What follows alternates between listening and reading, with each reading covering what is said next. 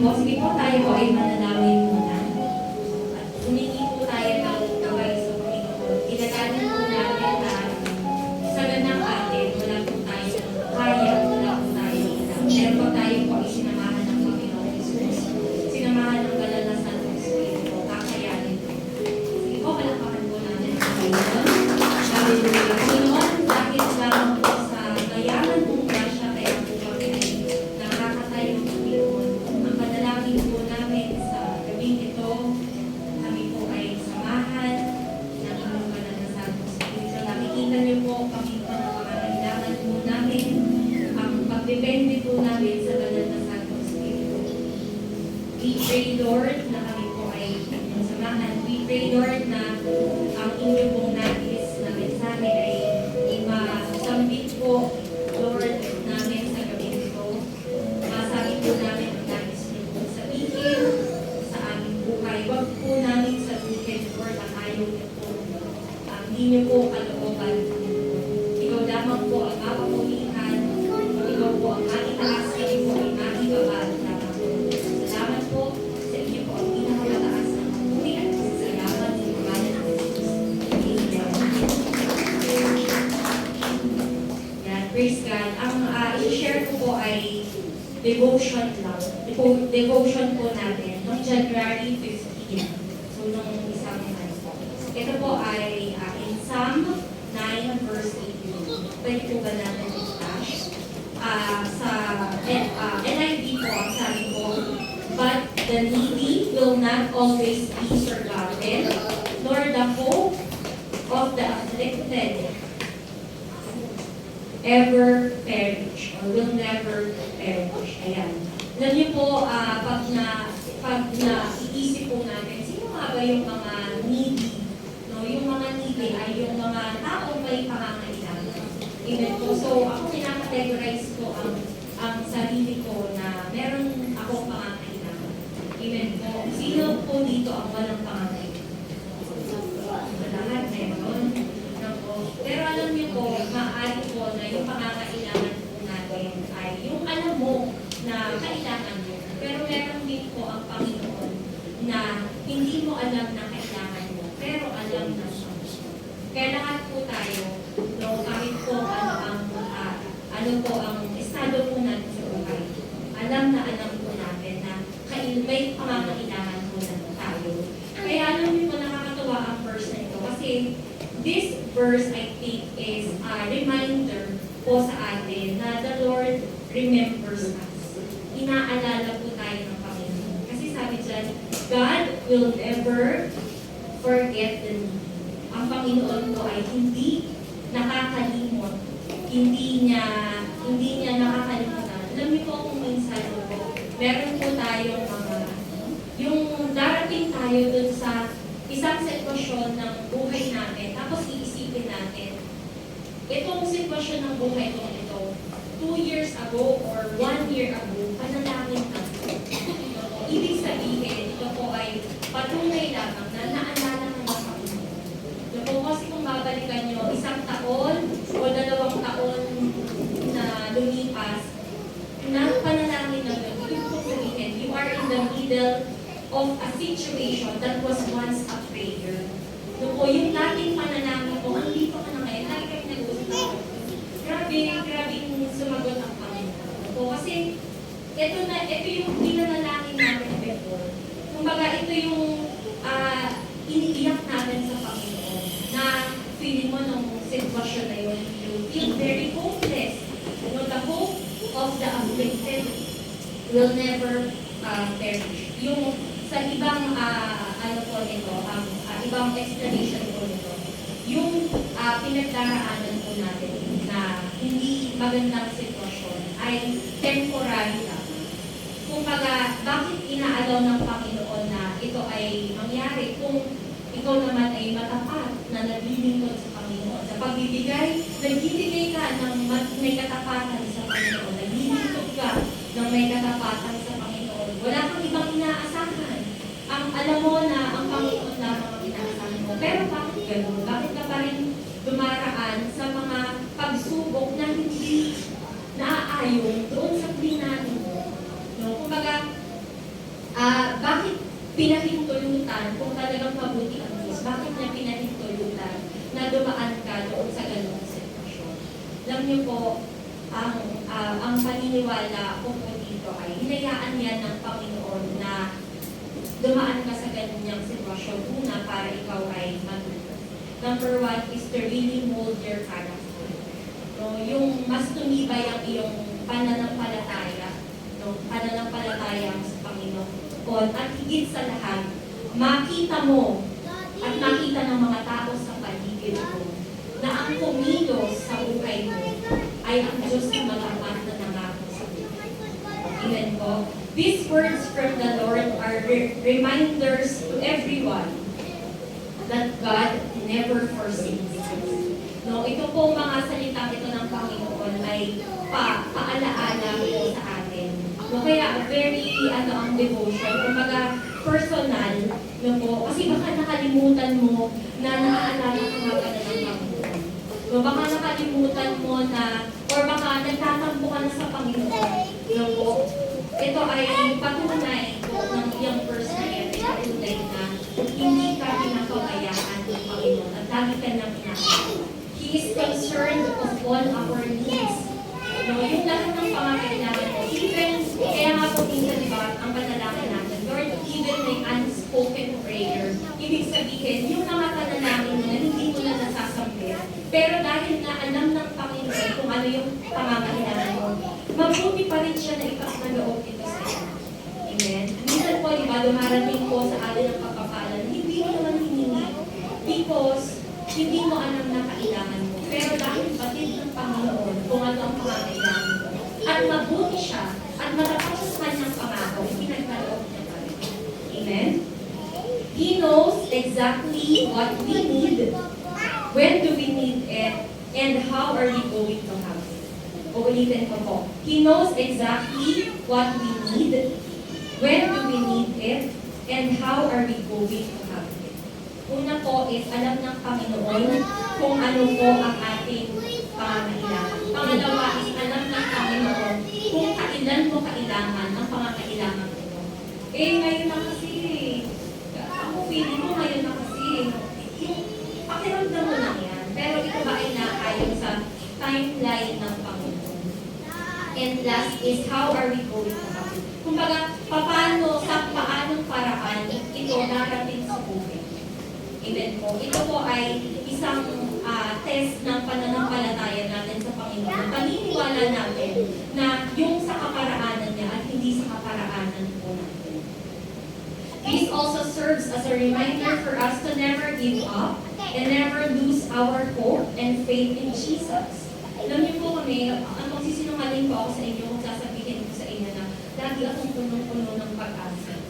No, yung lagi kang kumbaga, lagi kang, ako personally, yung lagi kang hindi nawawala ng pag-asa, hindi po. Darating, meron pa akong pinsan, no, kumuha siya ng civil engineering examination, board exam, nung, kailan ba ito? November. No? So, hindi ko kalooban ng Panginoon na pumasa siya. So, kaya very privileged siya for the second time. No? Tapos kami, iniisip, paano natin siya i-approach? Ano, baka healing and all. So, chinat ko siya ng pagkakaba. Sabi ko, alam mo, I know exactly what you are going through kasi I'm there. Hindi naman ako kumuha ng board exam. Pero I'm always taking a test. I told her. But the test is not board exam. I'm taking pregnancy test. Sabi ko sa kanila. But for 3 years, I never passed. Sabi ko sa kanila. I never passed. Sabi ko, 4 years na. It's never positive. It's always negative. But you know, sabi ko, every time, every month, hanggat hindi na ako confirm na it's negative, I'm always positive yung hope ko. No, hanggat wala, ay sige, parang positive yung hope ko. Sabi ko, ang pag-asa na ipinagkakaloon ng Panginoon ay beyond words. Kumbaga, I cannot comfort you through words, but I pray na yung pag-comfort sa akin ng Panginoon ay maranasan mo rin kumbaga, ano siya yung kanyang dalawang kapatid ay achiever, first taker sa mga board exams nila. Tapos siya, bunso na siya. Nung lagi siya umiiyak at pinapasod niya si Mirabel sa Encanto na movie ng Disney. No, she feels na siya yun, na naaano siya. No, she feels na, kumbaga, malayo yung, galing sa academics, no? Na nafe-feel niya. No? So, pero, surprisingly, I think yun yung nafe-feel niya. Surprisingly, sabi niya, ate, alam mo, hindi. Kasi, hindi talaga ako masyadong na-feel. Sabi niya, I am praying for the will of the Lord. And if this is the will of the Lord, I am at peace with it.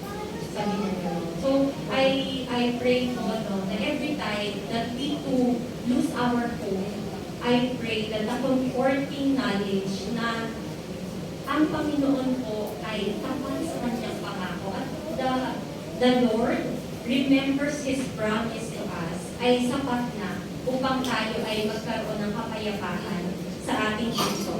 Last po, we may go through pain and feel hopeless sometimes because tao tayo eh. Kaya mahalaga ang devotion because every day pinapalpas po tayo ng Panginoon. But God remembers us. God remembers us.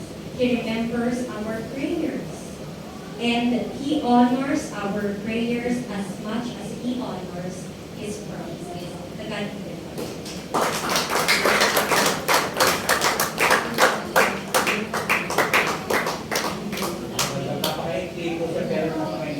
Both in faith, sabi pag nawawalan lang po tayo ng pag-asa, manampalataya lang po tayo. And yung susunod po, hindi ka na. Yan. Hindi ko na po siya ipapakilala, hindi ka na. Yan. Hindi ko na po siya ipapakilala rin na po siya. Kaya mo ay makilala ang sarili ko, kung mga po pala. Magandang gabi po, sa bawat isa. Sige po, mag-pray po muna. Hallelujah, Lord. Hallelujah, Jesus. Lord, help us, Panginoon, tonight. Lord, katagpuin mo, Lord, ang aming mga puso. I know na may maganda kang gagawin. Hindi po, kada hindi po mababaliwala ang pagpunta ng bawat isa. Alam ko, Lord, that your anointing will be with us. Panginoon, at ikaw ang kikilos, Lord, at ikaw ang mangungusap sa bawat isa. Ito po ang panalangin ng Jesus. Ang i-share ko naman po is very quick rin lang po. Share ko po ito before sa Don Watch, yung about po sa story ni Joseph and Potiphar's wife. Ayan, okay po. So, bigyan ko na lang po kayo ng background, hindi ba lang po babasahin, baka po makasarap ako ng pagbasa. Sabi ko, kaya ko po dito magsalita, kaya ko ako makausapin ng sarili ko kahit 2 hours. Talent ko po magsalita. Ayan, so ang background po nito, si Joseph po, alam natin, siya po ay ibinenta ng kanyang mga kapatid, yun po yung kanyang background. Of course, we all know him. Ito po. Tapos, pero hindi po natapos doon ang kanyang, kumbaga, ang kanyang Calvary. Pero hindi rin po doon natapos ang pagpapala po sa kanya ng Panginoon. After po siyang maibenta, siya po ay napagkatiwalaan. Kilala po natin si Potiphar. Isa po siyang Pharaoh official, And doon po sa lugar nila, kumbaga, siya po ay head. So, si Potiphar po head, pinagkatiwalaan niya po si Joseph. But then again, may nangyari po siya po ay tinempt ng wife ni Joseph. Napagbintangan po siya na gusto niya raw po pagsamantalahan ang wife po ni Potiphar. Napagbintangan po si Joseph. Pero ang nangyari po, nung siya ay nakulong, nung siya po ay na-imprison, yung warden naman po, na head ng prison, pinagkatiwalaan naman po niya si Joseph. Basahin ko lang po dun sa verse, Genesis 39, verse 21. But while Joseph was there in prison, ito po ay after na siya ay napagbintangan. Verse 21, the Lord was with him. He He showed him kindness and granted him favor in the eyes of the prison warden. Ulitin nga po natin, sabihin nga po natin, the Lord was with him. He showed him kindness and granted him favor in the eyes of the prison warden. So the warden put Joseph, ituloy ko lang po. So the warden put Joseph in charge of all those held in prison, and he was made responsible for all that was there. The warden paid no attention to anything under Joseph's care because the Lord was with Joseph and gave him success in whatever he did. Amen po. Pinagpala na po ng Diyos ang pagbabasa ng kanyang salita. Ang ganda lang po nito. Dahil alam niyo po, nung ito nga po ay binabasa ko, nung naging aharin po natin ito no? Hindi po ipinagtanggol ni Joseph ang kanyang sarili. Hindi po siya, wala po tayong mababasa sa Bible na nagwala siya. Wala pong kasalanan. Wala pong ganon. Wala pong resistance. Wala po tayong mababasa sa Bible na tumakas siya kasi pinagbibintangan siya sa krimen. Nasa mataas na siyang posisyon Yung pinagdaanan niya, di ba? Pinagbibinta ako ng mga kapatid ko, itinaas ko ang sarili ko, tapos pagbibintangan mo lang ako. Di ba? Yung pinagdaanan po ni Joseph, hindi niya po ipinagtanggol ang sarili niya. Pero ano nangyari after siyang mapunta sa prison? Yung warden, siya pa rin ang pinagkatiwalaan. At kita-kita po ng warden, no? Kasi hindi ka naman basta-basta magtitiwala, ikaw ang head. Nakulong yan. Ang kasalanan niya, mabigat. Kasi pagsasamantalahan niya yung asawa ng Pharaoh. Bakit ka magtitiwala sa kanya? Pero ang sabi po dito, the Lord was with him. And alam niyo po, if the Lord is with us, makikita po ito sa atin. Hindi po natin kailangan sabihin na, hindi, the Lord is with me. Hindi po. It will reflect kung paano po tayo makikita ng ibang tao. Yan po ay hindi po natin kailangan na ipagtanggol ang ating self always. Hindi po natin kailangan na parating itaas ang ating mga sarili, no? Kung tayo po ay may humility because our trust is always in the Lord, because yung humility po ay nanggagaling sa lahat ng meron ako, the success that I have today, and the success na makukuha ko ay galing sa Diyos. That is humility. And because, alam niyo po, na the Lord is with you. And dahil po the Lord is with you, yan po ay makikita rin ng ibang tao that the Lord is really with you. Hindi po natin madadaya ang anointing, hindi po natin madadaya ang Holy Spirit. Amen po. Pwede po tayong nagkakasala kasi nandito pa lang po tayo sa mga katawan po natin, wala pa tayo sa glorified body natin. Pero ang lagi po natin ina-aim dapat is how to please God. Sabi nga po dito sa Psalms 37 verse 23, if the Lord delights in a man's way, He makes his steps firm. Though he stumble, he will not fall, for the Lord upholds him with His hand. Meron po akong napanood na teaching before, bakit daw si David ay tinatawag na man after God's own heart. Marami naman pong di ba kanya-kanya po sila ng title, si Abraham, may mga kanya-kanya po silang mga title. Si David daw po kasi, he is the man after God's own heart. Kasi hindi pa sinasabi ng Lord, hindi pa po nagko-command ang Lord na, gawin mo to ha, ginagawa na po ni David. Because he wants to please God. Dahil ang lagi pong nais ng puso niya ay ang ma-please, ma-delight ang Panginoon sa lahat ng bagay na gagawin niya. Sa lahat ng iniisip niya, sa mga thoughts niya po. Sige, nagkakamali siya, yes. May mga bagay po na nag-stumble siya. May mga kasalanan po siya, yes. Pero still, his desire, the desire of his heart is always to please God. We can be obedient. Pwede po tayong maging masunurin. Pwede po natin, kapag alam po natin that this is God's command, ito ang 10 Commandments, susundin mo yan. Pero si David po, hindi pa kinukommand ng Diyos, ginagawa na niya. And that is one way to show that his heart's desire is to please God. Ito rin po ba ang nais ng mga puso natin? No? Let our heart's desire always be na, Lord, let my heart desire be aligned to your will. Let my heart's desire be what is your will be done. Amen po. Na kahit hindi ito, Lord, ang plano ko sa sarili ko, basta ito ang plano mo sa akin, yung kaluguran ng puso ko ay magiging kompleto. And that is one way on how we can please God. Na ang Diyos ang magiging captain ng ating mga buhay. Amen po. Tingnan po sa Diyos po lahat. Parang mahina po yan para po sa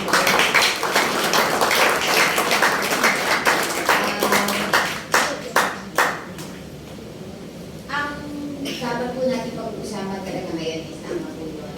The life that pleases God. Sabihin nga po natin the life. The life pleases God.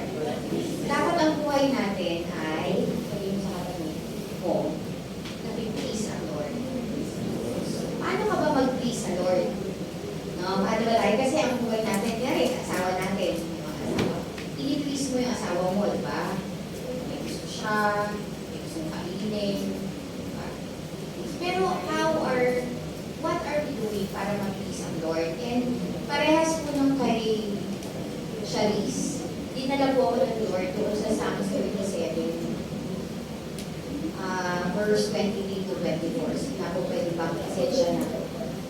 Medyo rush po ang ating no, tayo nakapag-prepare masyado. Pero alam po ang Lord ay hindi naman tutulungan tayo ng Lord. Sa Psalms 37, verse 23 to 24, the Lord makes fear na pwedeng one verse tayo doon sa binigay ko. Sorry, wala po akong mababasa.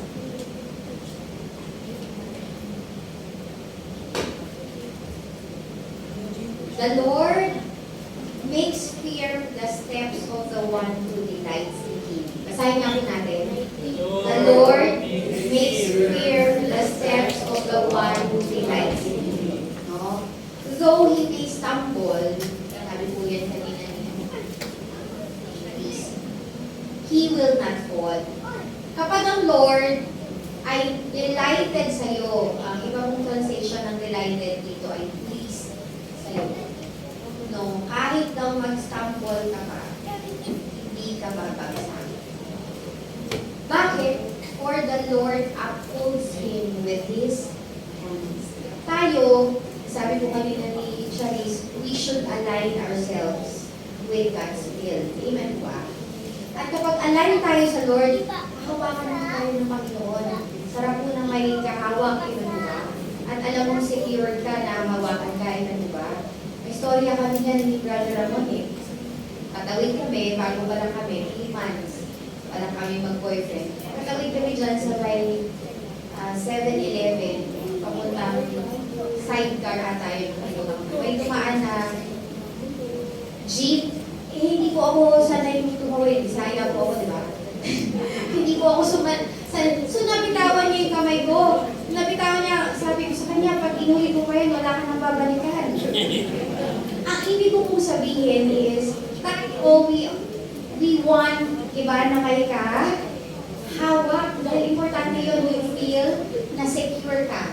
Amen? Kapag may kahawak ka ng kamay, secure ka na kamay ka. May nag-a-assist sa'yo. Eh, pero binitawan ka, wala ka na. Tayo, ayaw natin na ang Lord bitawan niya tayo. Amen? Huwag natin hayaan na hindi tayo hahawakan ng Lord. So, sabi ko doon, na ano yan, hanggang doon lang sa hand, no? So, anong ibig sabihin? Explanation. We have to seek God's guidance always. Next slide po yan. Seeking God's guidance. Ayan. Sabi po doon, we have to actively seek and trust in God's guidance. Hanapin mo, no? Hanapin mo at mag-trust ka. Sabihin mo nga po, trust mo. No? Pagkatiwalaan mo yung guidance ng Lord sa iyo. Kasi kapag ang Lord ang nag-guide sa iyo, walang mali doon. So as we navigate life's journey, aligning our steps with His way, patuloy natin na align tayo sa steps ng Panginoon, will not only, His way brings not only divine direction, but also a sense of fulfillment and joy. Kapag alam natin, align tayo, lagi ko sinasabi sa mga tao ko, dapat align tayo sa goal, align tayo sa kung anong target, di ba? Dapat tayo at ang Lord, align tayong dalawa. Align kayong dalawa ng Lord. Lord, ito yung gusto kong gawin sa'yo eh. Okay ba yun sa'yo? Will mo ba yun? Align ba tayo? So, no? Number two po yan, delighting in righteousness. No? So, we have to understand that God delights in our way, encourages us to pursue righteousness and godliness. Pag sinabi mong delighted ang Lord sa'yo, pleased ang Lord sa'yo, dapat inipot natin ang righteousness at righteousness kahit saan ka pumunta. Kahit may nakakakita sa'yo o wala, dapat please sa'yo ang Lord, no? Righteous ka, godly ka. Yun po dapat ang lagi natin. Amen. And number three, meron po yung kasunod. Karugtong, our actions and choices matter to God. Sabihin nga po natin, your choices, your actions matters to the Lord. Ayan, sa taas yan. Taas. Okay, wait, may taas pa yan. So, and living in alignment with His principles brings joy to our faith. Next is trusting in God's upholding hands. So, ito pinaka-natin. When we stumble, these verses reminds us to trust in God's sustaining hand. It's a call to lean on His grace, acknowledging our dependence on Him and finding comfort in His unwavering support. So, lagi po natin tatandaan to lean on the grace of the Lord. Lahat ng meron ka, grasya lang yan ng Lord. Tama po yan. Amen po ba? Hindi ko alam. Wala po kayo So, we have to acknowledge our dependence on Him. Ano yung sabihin na acknowledge our dependence? Lagi ka magpakumbaba sa Panginoon. Lord, ito ba yung nag-open mo? Baka sabihin, paano natin malaman kalooban ng church? Paano ba natin malaman? Sagot ba yun ang Lord sa atin? We will know if that's the Lord's answer to you. No, basta lagi kang magpa-depende sa Panginoon. And find your comfort. Find your comfort not on Netflix. Find your comfort not on Facebook.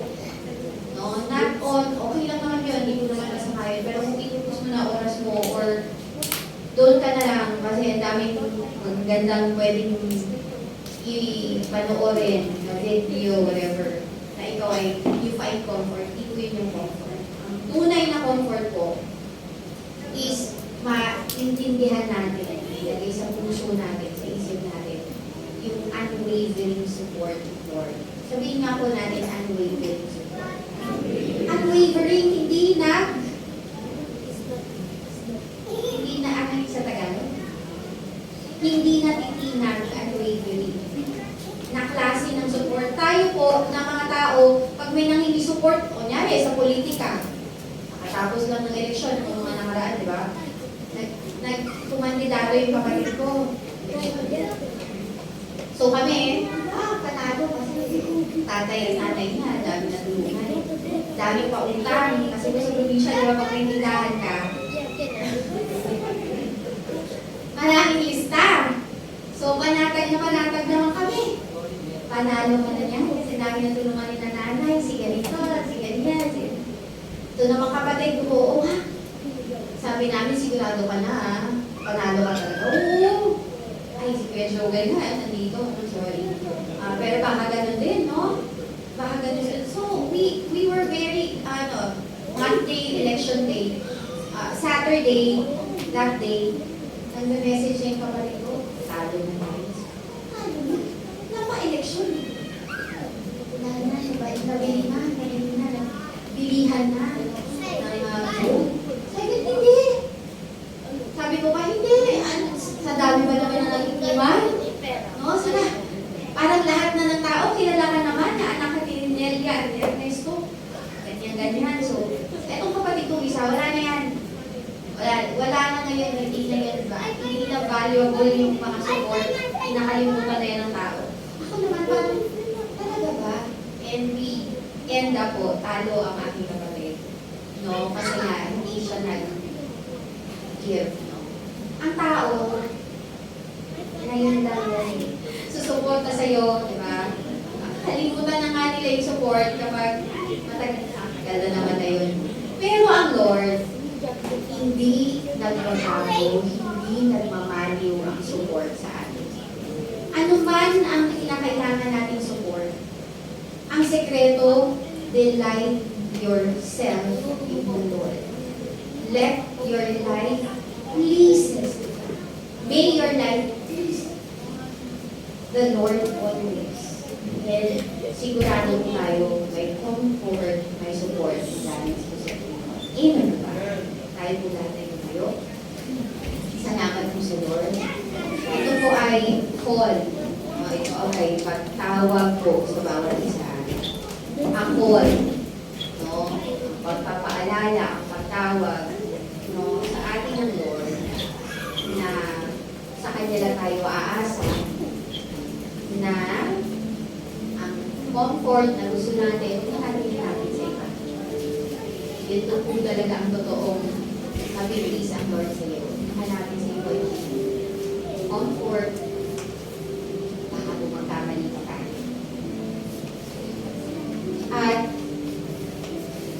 tumingin ka lang sa Lord. Kasi kung hindi ang Lord, hindi ka niya bibitawan. Hindi ka niya papabayaan. Hawakan niya yung kamay mo. Sige nga po, i-feel po natin yung paghawak ng Lord sa kamay natin. Feel natin yung meron pang kahawak. Diba po? And mas nakakagaan po yung mga feeling na isipin po natin na hindi tayo ito. Hawakan na po tayo ng Lord sa ating mga. At hindi po magmamali ang suporta. Mawala na po ang lahat. Wala na lahat. Sabi ko kanina, may nakausap po ako. Lagi ko natin sinasabi ko, ingiti-ngiti lang yan. Pero may mga dinadala yan. Mga tao. Ayaw dito lahat, ingiti-ngiti lang tayo, pero alam natin na hindi ko maayos. Diba? Marami na tayong mga burdens, marami tayong mga bagay na dinadala sa buhay natin. Pero po, ang Panginoon, buti,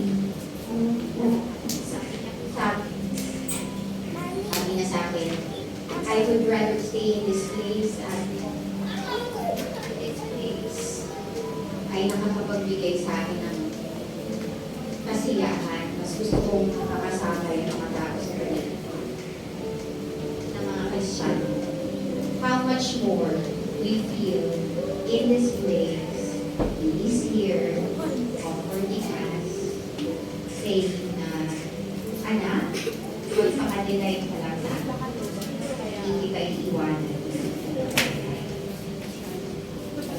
Maraming salamat po Diyos sa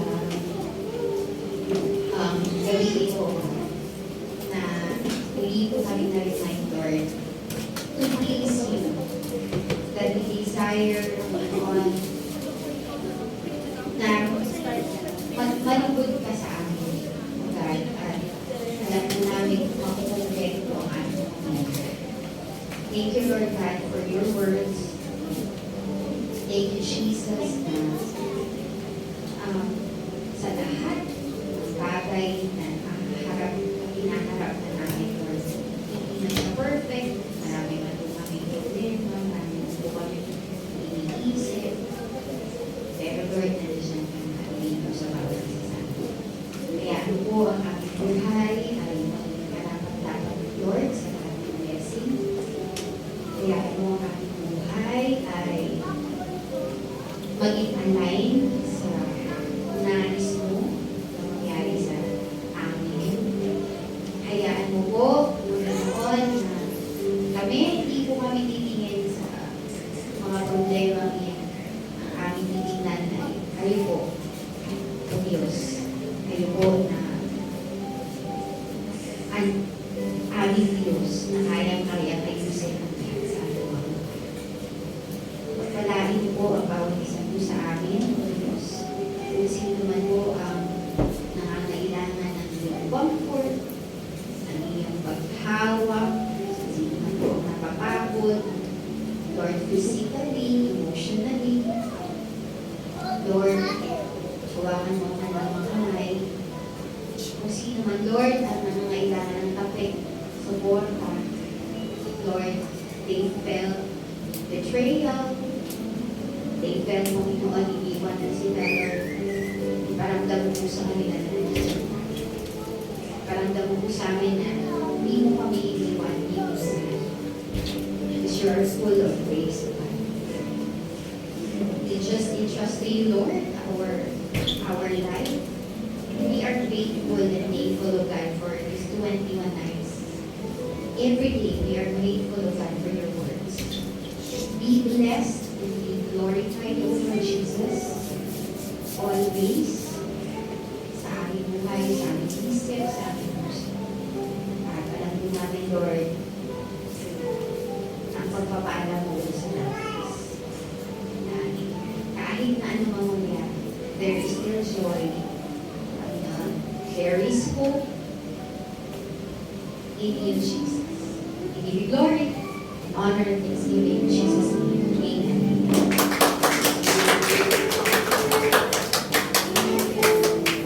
Po, sa inuman po natin, alam po lahat po ay na-encourage po tayo sa